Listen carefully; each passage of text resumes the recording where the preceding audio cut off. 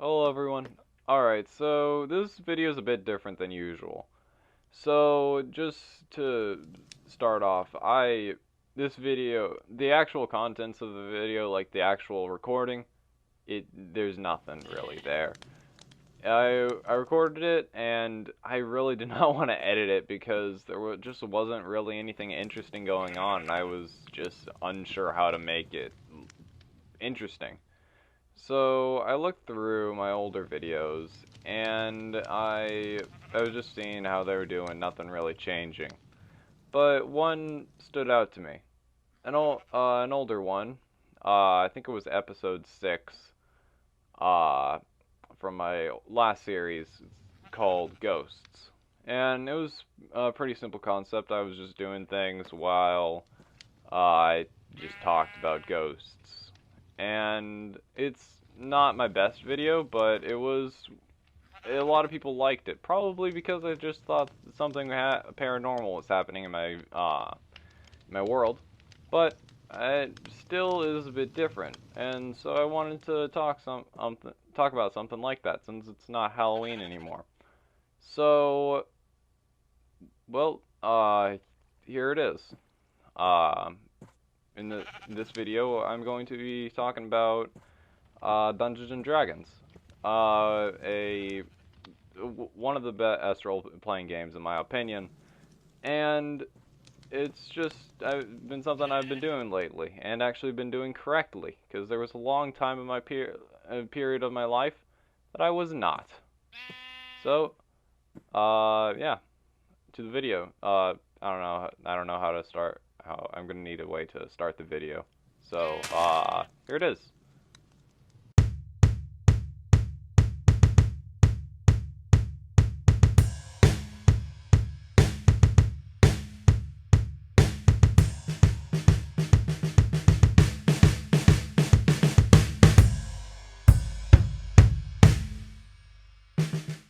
Okay, so before I begin talking about Dungeons and Dragons, I just want to thank everyone who participated in naming my chicken.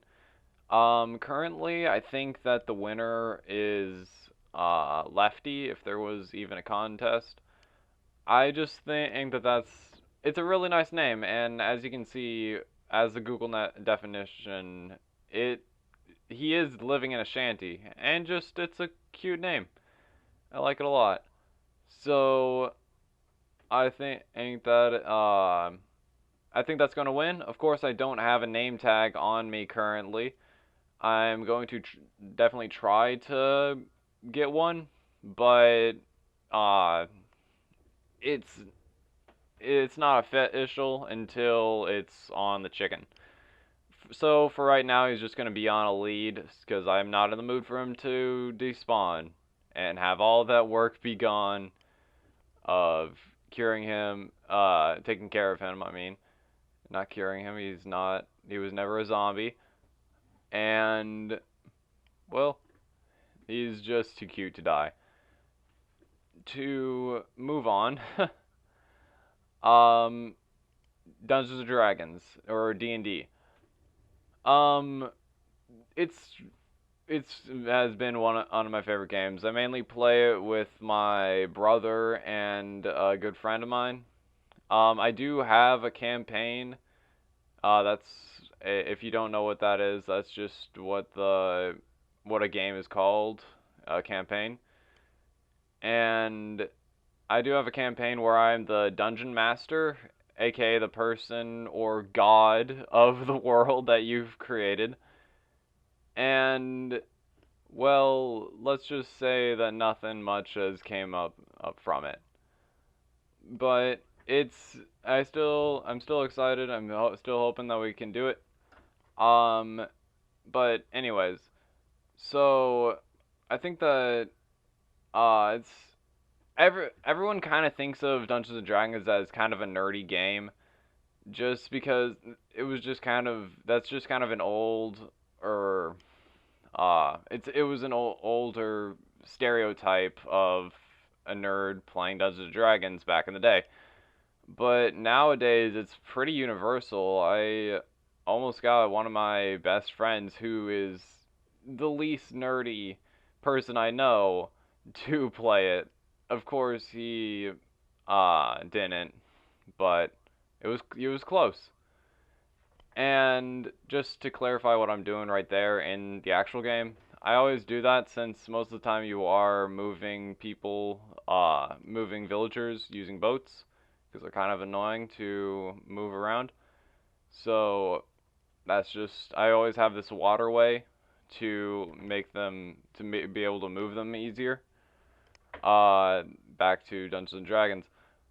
One one thing that I feel like is another reason why people don't play is because it just has that old stereotype of being a, like, having to deal with Satan, or having to deal with Satan being like a cult, and that was an old theory, um, as shown in, well, the latest season of Stranger Things has that very clear. And if you were not born back in that, around that time, you might think it's just some silly joke, but that's actually what they thought. And of course, I wasn't born around that time, but I have been told stories about that, and how relatives have tried to play Dungeons and Dragons, and their parents did not allow them because it was dealing with Satan. Some other people say that it has to do with someone like just abusing their power and just like having control. And I guess that is true, but the main thing about Dungeons and Dragons is like there's no rules, there's no set way that you have to play it. As a player, you could go completely off from what your character should do. You can be a very evil person, you can be a very good person.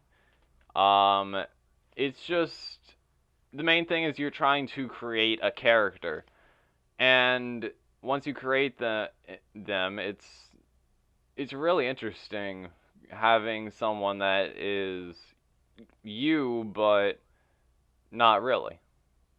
And it can be anyone, and that's one of my favorite things. My favorite character that I've ever created is called Arthonix, who um was it's an interesting backstory. Basically, uh he had two minds at first. He was two people, a human and a dragon. A The human was a loyal knight who was a guard protecting a vault of valuable goods for a king. And the dragon was a part of a clan of dragons who uh, decided to attack the vault, and in the process, they fought and broke this crystal that did a few things. First, it fused their minds and body. Then it turned back the clock of their body, changing them into this child, era- somewhat erasing their minds, so that they can remember, but it's very tucked away in the back of their minds of who they used to be. And then it teleported them into a new place, random new place. This place being a camp that a camp of soldiers who taught Arthonix honor, swordsmanship, basic things like that. Um, and when he was an adult, they sent him out only to return until he is a uh how do I put it? A someone known, someone very well known, someone that is um once they did something well worldwide good. I don't know how to pronounce it. And I'm doing in Minecraft right here, I'm not sure how I feel about it. I had a lot of stairs from breaking people's houses, and so I decided to put them in my mine. And I'm not sure how I feel about it. It doesn't look bad, but it doesn't look exceptionally good. So I guess I'm just going to have to see what happens from that. This is just me looking around at some advancements that I could get. I was thinking maybe I should try to do some enchantments. I looked down and there. I wasn't really sure. But so with orthonics, I created this character to be this honorable character, but as the campaign went on, he became more human. He had more of a personality. And this is just me playing around with render distance in Minecraft here. But it's just fascinating to me how well you can make a character and make them so real. My newest campaign, I am a Warforge.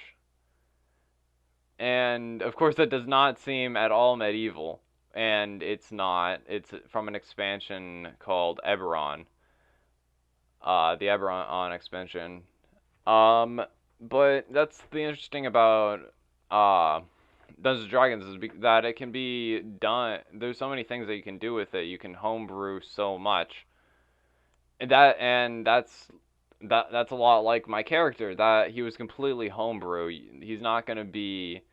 There's no race of. I mean, there's a race of half dragon, but there's no like book definition of a half human, half dragon creature. And so it's just pretty cool. Of course, it's people try to make you choose a race from the books. But there's multiple different races and it's really shocking how many there are. So if you have an idea, there's most likely going to be one. You can be a half bird, half human. You can be a half cat, half human. You can be the basic things like an elf, dwarf, gnome. Um, if you're a fan of what's it called? Uh, if you're a fan of Lord of the Rings, there is halflings, which are basically I forgot what they're called. Hobbits, but just that Dungeons and Dragons got copyrighted for the name, so they went with halflings because they're just a lot shorter humans. They're half the size of a human. So that's just what happened there. And you can be a half orc, you can be a half elf, you can be a half demon, half angel. There's just a lot of things, and it's really interesting of all the things that you could possibly be. And then you choose your class. There's a lot of classes. There is barbarian, which are the tankiest. They and they have the most health. They are able to rage, which makes them take practically half damage for every single possible damage type. There's Druid, which is nature magic. There's Bard, which is magic using music. There is Fighter, which is more of like a knight sort of class, almost you using like swords and basically if you give them a weapon, they can use it and they can use it pretty well. There's rogues who are very sneaky. They have good dexterity. I mean, and there's clerics, paladins. There's a ton of things and a bunch of subclasses. So if you want to be a witch, there's some sort of subclass that it can make like a warlock more witch-like. There's you if you want to be a champion of some arena, like a gladiator, there's a subclass. There's a ton of different subclasses that you can choose from. And that's just my briefing on Dungeons and Dragons. If you want me to talk more about it in the future, I can. It's a really fun thing, and I like it a lot, and it'd be interesting to talk about. But this is the end of the video. If you liked it, please subscribe. Thank you for everyone who got me to my goal of 25 subscribers. I was very happy to see it. I forgot to say that at the beginning, but still, please subscribe, like the video if you did. You can put in the comments if you want me to make another Dungeons & Dragons video. I couldn't put it into the 17 minutes I think that this is. But yeah, no matter what, have a good day, guys.